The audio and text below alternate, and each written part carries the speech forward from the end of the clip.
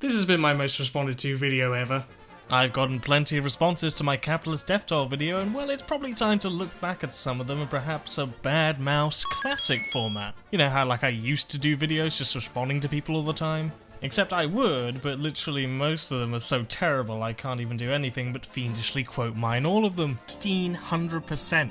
Compared with the socialist regime. Yeah, why should I care? No, seriously, why? People are hungry, and I need money. But I have a way of getting food. I can sell this food to people in exchange for money. Oh, someone else nearby is doing the same. The most rational thing to do would be to take communists for a helicopter ride to that country. Prolonged and stormy applause. Yes, and while that is bad, that they are exploiting these people, the exploitation of these people is actually helping them. The countries of the Third World, and I am referring to the entirety of Africa, the Middle East, as well as most of Southern Asia. And I'm not interested in ANCAPs anymore, because the fact of the matter is, it's a very small issue that most people just don't care about, unless you live in Brazil or America. And also, it's never going to happen, because the tactics ANCAPs and libertarians want to use are contradictory to their aims and are literally terrible. Like things like secession, agorism, seasteading, etc. Yeah, that's really going to bring about a huge movement. No wonder plenty of libertarians are moving to the alt-right. But then I found another detractor of mine, called V, and he did another response to me. And I never got around to responding to him when he made a lovely I don't understand hyperbole title for my response. So, let's have a look, I guess. He did a video response to me, which again is something that a lot of communists don't do. They don't do video responses, and they don't acknowledge that they get criticism. I just want to say, who exactly are these socialists who aren't responding? I've always responded to my detractors, unless they're literally the worst of the worst, or, not worth bothering about, but sometimes I just can't help myself. Libertarian Socialist Rants has responded to most of his responders, including me. Zazizi has, Finnish Bolshevik has, many other, small channels have responded to their detractors in comments and whatever. Who are these people? Socialists are usually more than happy to talk about their ideas. Stop voting, or stop allowing people who promise socialism to get into office, because they bring millions of deaths, they bring famine, they bring poverty. It's something that's constantly said, but look at Venezuela. I hope this will be the last time I have to speak about Venezuela. Nah, that's fucking stupid and never gonna happen. It's not socialist. It had a socialist politician in government, yeah, but that's not automatically socialist. There's another place that has a socialist government, Kerala in India. It has a communist government for over 40 years. And I guess that's why it's the best performing state in India. A country or a state is socialist if the basis of the economy is centered around worker control and production of goods not for profit. Does Venezuela fit this description? No! The majority of the economy is still market-based for profit. I also have to ask people who keep on spouting Venezuela, fucking hell, where have you been? Until Chavez came to power, there were situations quite similar to what is going on right now, but they were under right-wing reactionary parties, not socialists. When that happened, I guess your excuse would be corruption, or, that just happens in the third world, you just have to deal with it. Venezuela was doing badly because the oil markets crashed, and because Chavez was trying to prevent capital flight. Those are not socialist problems. Those are socialist governments trying to deal and figure shit out when the rest of the cappy world is fucking them in the arse. Now, why is it that Bolivia is doing so well under Morales?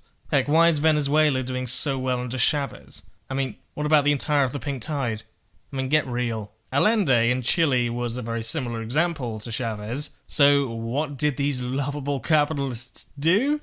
Well, with the support of the USA, they paid off the lumpen workers to not work and thereby destabilize the economy. Yeah, that's totally a socialist problem. Oh, forget it. Let's move on. But I disagree with the fact that capitalism is global. There are nations that are capitalist, which are completely for economic freedom.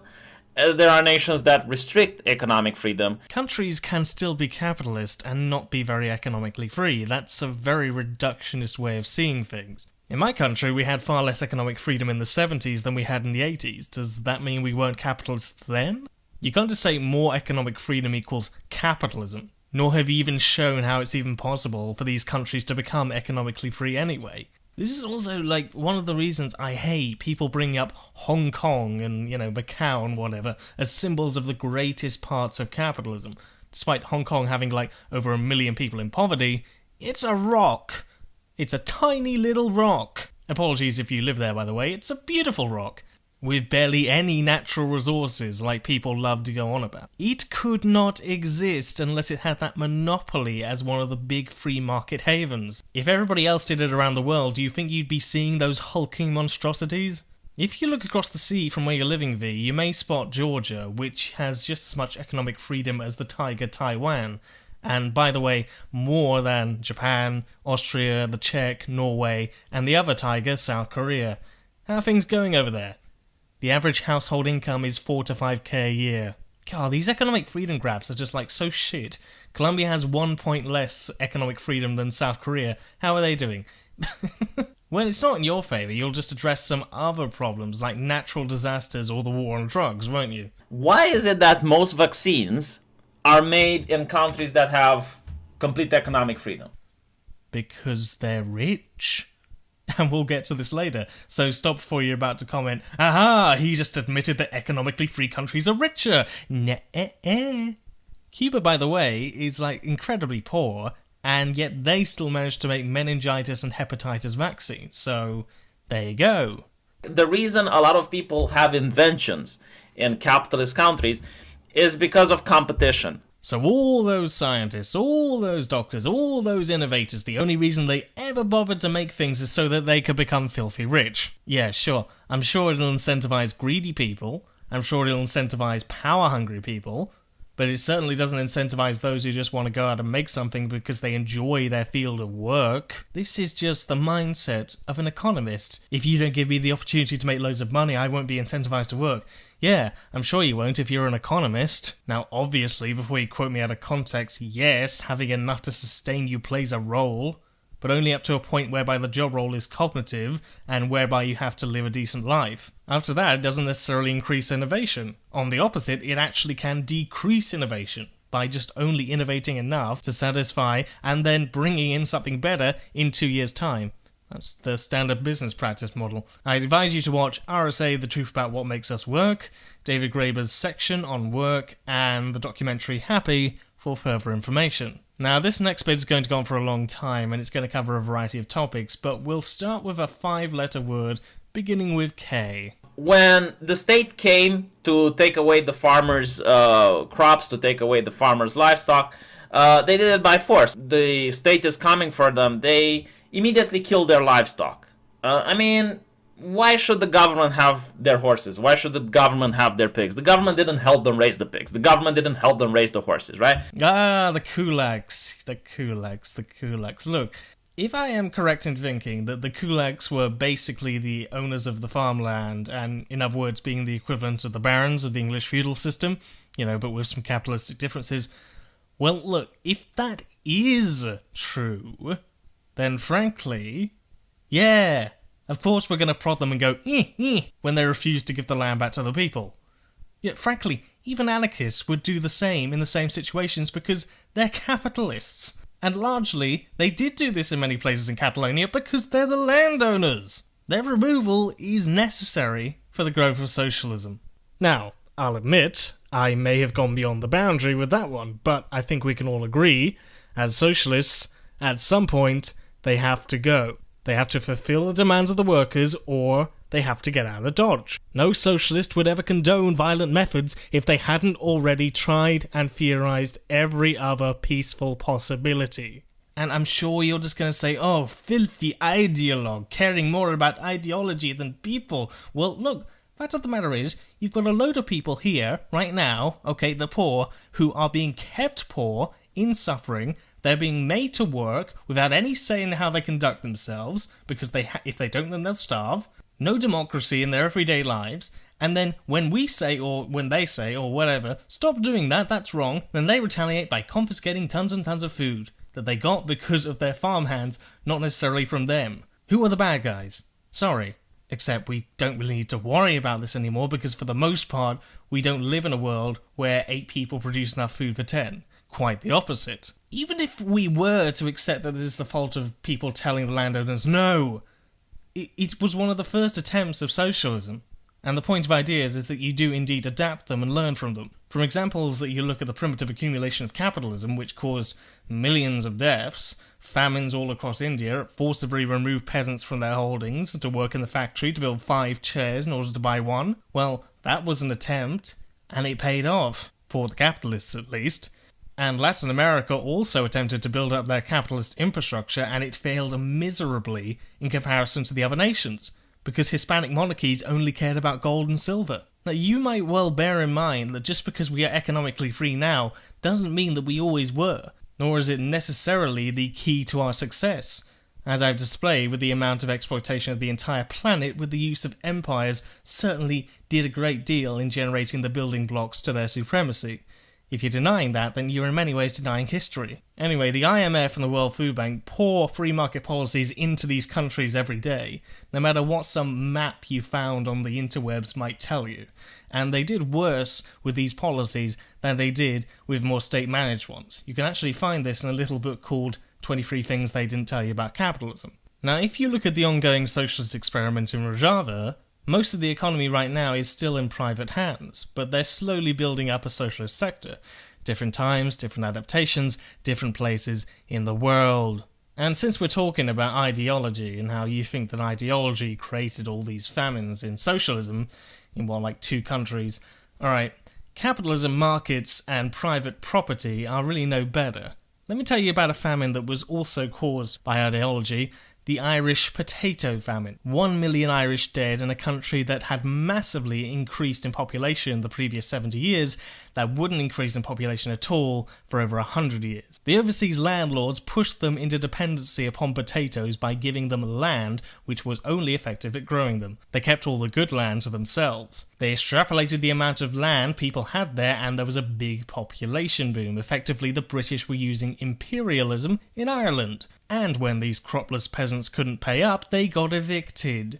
And they starved. Not their fault in the slightest, but hey, think about the poor old landlords. Meanwhile, at the same time, tens of thousands of ships were carting off with resources that could have helped the famine victims. But nah. Now that is literally a consequence of the right of private property, allowing people to own land that other people use, and therefore obtain the power over it so they can profit. But then of course you just say, nah man, capitalism's not the same now, capitalism's different, dude, we have healthcare and rights now, dude.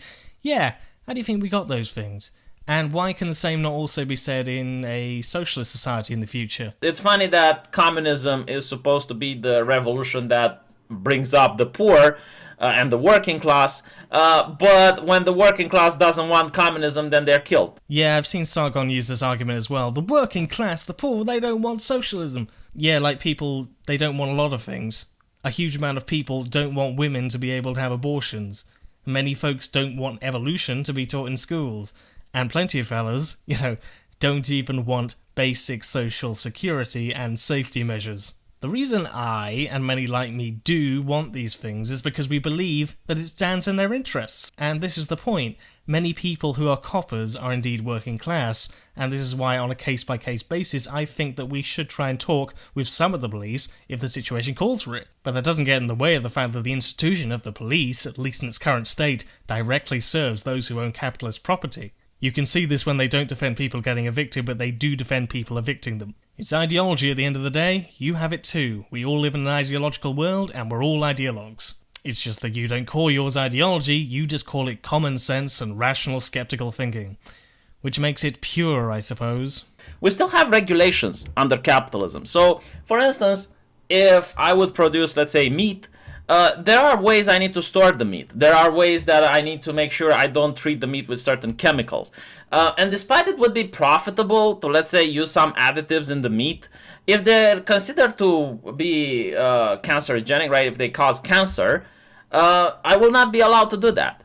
Even though it would give me... These are regulations, buddy. Just because you write something down on a piece of paper doesn't suddenly mean that everyone is going to obey it. And sometimes they do, but they just shit on everyone nonetheless. When the unions managed to get what we consider now to be basic labour laws, what did the companies do? Jump ship and move to South Korea and Brazil and other countries, and later China and Southeast Asia. They didn't remain and produce goods the same way just because they had better regulations and better pay. No! They moved out because you can secure a higher profit by doing so, allowing totally sadistic arse cracks like Yaron Brook to go to campuses and indoctrinate students into thinking that they're selfish for wanting them to have more because they make your iPhones and you won't accept a $2 a day wage for your cappy firms. So yes, I think it still stands. Capitalists will take profits over people any day. Your food example is like something I'd hear someone say at Mises.com about how ecom works.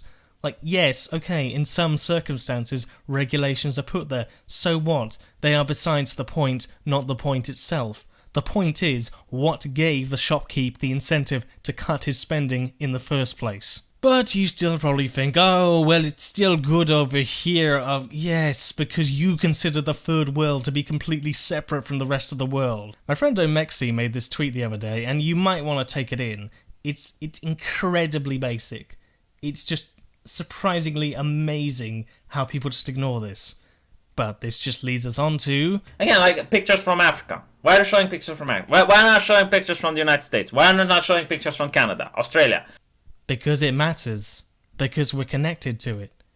Big multinational corporations gain trillions in profits because of neo-imperialism that they can perform on the continent because nobody over here cares. Things like trade misplacing, paying off debts, and oh yes, the West imposes huge trade laws upon these nations so they can get access to things like cobalt, diamonds, copper, so on. Has this just gone over your head? Do you think that Africans are just lazy, or they can't farm well on the land, or that they have big, bad and corrupt governments? Well, yes, some of them are corrupt, like that guy from Zaire who was installed there so that we could get the minerals that we needed. And this continues today. To start off with, South Africa basically owns the Republic of the Congo. They have like 20 million acres of land there. That's the South African Farmers Union. Germans and Indians own a heck of a lot of land in Ethiopia. My country has about 100,000 acres in Tanzania. Sweden's got about 250,000 acres in Mozambique. And Zaire now, actually, well, most of its investors are now Chinese capitalists. Millions and millions of acres of land. That way, they can get all the cobalt they need to make phones. Yeah. I mean, it's fine you just saying, oh, they just need the capitalism we have here. Well, that's fucking great advice. That's fucking brilliant advice. I wonder why they don't take it. This fucking line of, oh, I disagree with all that stuff that's going on in Africa, but I still think that capitalism can be a good thing. This is a bloody mode. It's an acidic line that just so many of us buy into, oh, well, I disagree with that, and then silence. Your silence doesn't mean anything, man. Nothing. We're all hypocrites, but you're a patriot. So why do I talk about Africa? Because it matters. That's the same logic as agreeing that taking in refugees, you on principle have to accept some of them into your house, when in reality governments should use the vast sums of money they have to house them. Where does the government get their money? My taxes, right? There are people that are starving in my country, and the government doesn't pay them money, but we should pay money to refugees? What? Who are these people? Why should I care? Oh, for Christ's sake, V, you just hear the word immigrant and immediately it sends you on a spin, doesn't it? Nowhere in there did I ever say import loads of refugees, so we can ignore that statement. This was a display of logic. Shall I simplify it even more for you? Okay? If one man has 100 houses, practically all gained through the exploitation of people's labour, and 99 people have one each, then suddenly there's a disaster somewhere and 15 people need houses. Are you a hypocrite for saying that we should give them houses even though you don't want them to share your house? I mean, for Christ's sake, one guy has 100 houses. What is the logic there, V? If we are in hypotheticals like this, who do you think should bear the responsibility for providing houses? The person with one house or the person with 100 houses? Oh yeah, and he only uses one himself. Oh, but they're all the same because the capitalist did it through his own labour and stuff like that. No, he didn't. Whilst we're on this subject, I think we should just point out the hypocrisy here. Denying those dirty foreigners to come to our beloved White Haven, yet also denying the reality that global capitalism makes people want to leave and come to developed land. Why should I pay taxpayer money, right? Why can't you do the charitable thing? Yeah, your taxes go on a lot of things, V. They also go on programs to help the homeless. The homeless are literally living off your labour, V. Ooh la la, but that's not the same. Christ. Oh my goodness, my taxes are being used to pay for other people's healthcare. This must be stopped. Oh no, my taxes are paying for abortions.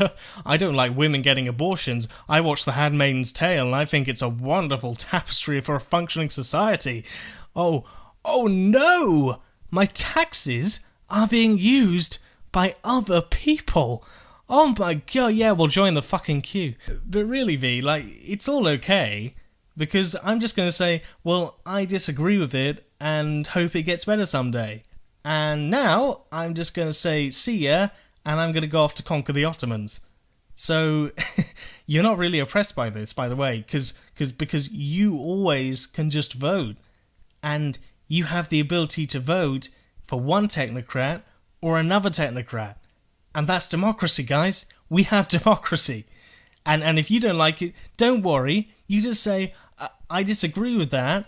And then go back to playing with your favourite imposter, super soldier. Sorry, and thereby you can take all the benefits of appearing like you give a damn, whilst not really thinking about the systemic causes or caring much to tell people about it. Welcome to the radical centre, people. Oh my god, okay, so first of all, rich people exist in communism as well. I mean, look at how much money Fidel Castro has, right? Ah yes, that one about Fidel owning a small load of $900 million. I figured that you probably got from Forbes. Funny, they never actually provided a source for that. Like, literally there's no source, they just say it. It's estimating how much he might have by adding up the total government infrastructure and gains from the countries. If you can find a report showing his resources, then I'll change my mind. In fact, he actually dared George Bush to do it, so, yeah. Are you crazy? I mean, I think Zuckerberg constantly gives money to charity. They actually gives millions of dollars to charity. PewDiePie gives millions of dollars to charity. But I guess it's not enough for you. You want all. You want their hard labor. He worked for that shit. Right, so the bozos deserve tens of billions of dollars, which in turn allows them to lobby the government and allow the country to become a corporatist economy that you folks love to jive on about, which allows them to perform imperialism in other countries that you folks just forget exists. Okay. Oh yeah, none of the guys could possibly have got there if the majority of the population were not deprived of the means of production in the first place. Why the fuck do you, little twat, think you're worthy of his money? By the way, I have respect for Badmouse Productions. You little twat. I have respect for Badmouse Productions. What did you do to get his money? You didn't do anything. Jack shit. You just want to sit there and have money flow into your hands based on other people's work. How is that not theft? Alright. Well, how about this, right? Okay. The landlord just sits there, doing nothing. Maybe once or twice a year he comes along and fixes your fridge. And you're expected to load him or her with tons and tons and tons of money for doing basically nothing except for just owning the house. Yeah. You justify this because me property rights, me earned it, me risked it, apart from if he inherited it from his mum or dad. That happens. Just putting it out there. No, you justify all of this because it's the status quo, and I'm a rational fucking skeptic. By the way, this idea that socialists are just whiny teenagers, alright, well, if you have a look at some of them, yeah, okay, maybe. But, alright, have you looked at the third world? Why is it that so many are in favour of socialism there? Do you think that they're just greedy, me money grubbers? Nepal's recent elections fielded massive communist wins. So do you think that they're all just idiots that are LARPing as revolutionaries? Or do you think it's maybe because capitalism hasn't done very well for the third world? Do you think that maybe these people might have a point in their frustration? Or are they just deluded, uneducated divs who come from brown countries? The Indian version of Antifa actually kill people. Kill rich, capitalist people. And most of the country supports them. Are you going to call them a bunch of pussies and idiots? Or do you think that it's maybe because the poorest in India don't have any hospitals nearby? Oh, well, that's just government corruption. Well, what causes the fucking corruption, V? Stop thinking about this in bloody 2D dynamics and blaming everything else on not capitalism or not my particular type of capitalism. V loves to go on about how he lived under 3 years of socialism and how he is therefore an authority of sorts. Well, V, seeing as you're a native Romanian, I'd like to ask you a question. Why is it that in a poll after his exhumation, 46% of Romanians say that they would vote again for Ceausescu? And why is it that 63% feel that their lives were better off before 1989? Now, I was genuinely taken back when I heard that, seeing as I think of all the red bloc states, Romania was certainly the worst. But yes, are these people just idiotic brats who haven't lived through socialism, as you say yourself? If you have an authoritarian government and it collapses, there's going to be a period of woes. But the reason the mortality rate increased in Russia is because Russia is not capitalist. Look at its color. Do you see it green? Well, at least you didn't do as bad as Esoteric Entity did. Let's look at this then. Okay, by this logic, Russia, India, Brazil, Pakistan, Indonesia, Greece, and presumably then, to a lesser extent, half of Western Europe is not capitalist. And if they're not capitalist, then I just have to ask, what are they? Socialist, maybe? Well, I think I need a citation for that, thanks. I hope you know that there isn't just some number graph which suddenly determines at which point a country is and isn't capitalist. V, do these countries operate using markets? Do they organise these markets according to private ownership of the means of production, distribution, and exchange? Do they employ people based on wage labour? Do they produce things for the markets for profit?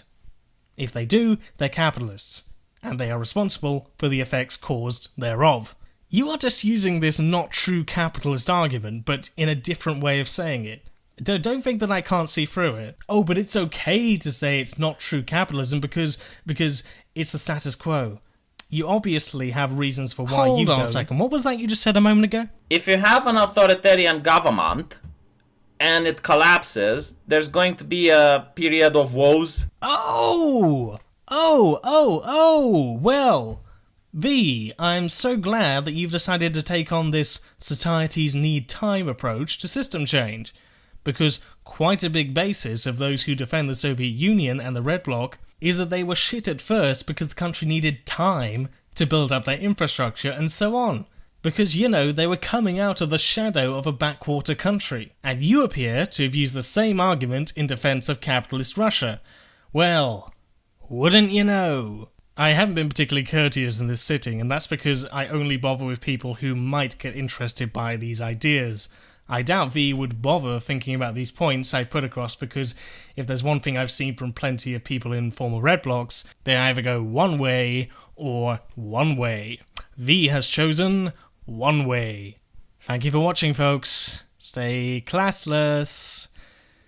Oh, gosh. Okay, sorry, one more, and then I'll finish. Okay, I just really need to get this one off my chest. We are socialists. We are enemies of the capitalistic economy system for the exploitation of the economically weak. With its unfair salaries, with its unseemingly evaluation of human being according to wealth and property, instead of responsibility and performance. And we are all determined to destroy this system under all conditions. Hitler, just like you, also despised capitalism. This is why people like you were very easily converted into Nazism back before World War II. This is not a quote from Hitler. This is a quote from Gregor Strasser. Alright? Gregor Strasser. If you want to use this argument as an argument for why socialism is the same as fascism, okay, get out of here. We're done. It's not from him. Go home and jerk off over Milton Friedman. Alright? Because I don't want to deal with you.